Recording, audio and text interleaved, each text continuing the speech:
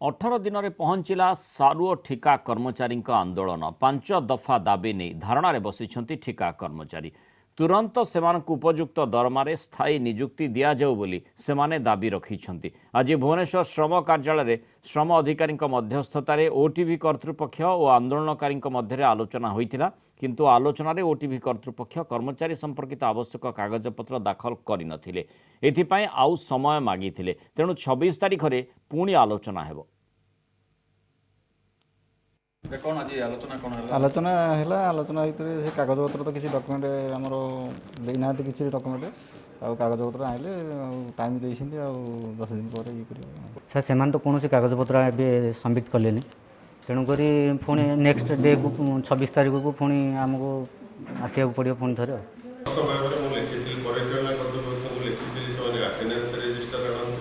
दरमा संबंधी कागजपत्र आणत से विषय को उपस्थापन कले नहीं एवं रिटेन व्यू देले जो फैक्ट्री जो वातावरण उपरे देले विमान उपर तीनोटी भी पॉइंट उपस्थापन कर रिटेन सल्यूशन किंतु मालिक श्रमिक मानकर जो चाकरी केते पैसा पाउछन कि प्रकार काम नियुक्ति थे केबे ठारू थिले से सब संबंधी तथ्य दबा लगे किसी दिन समय मागे।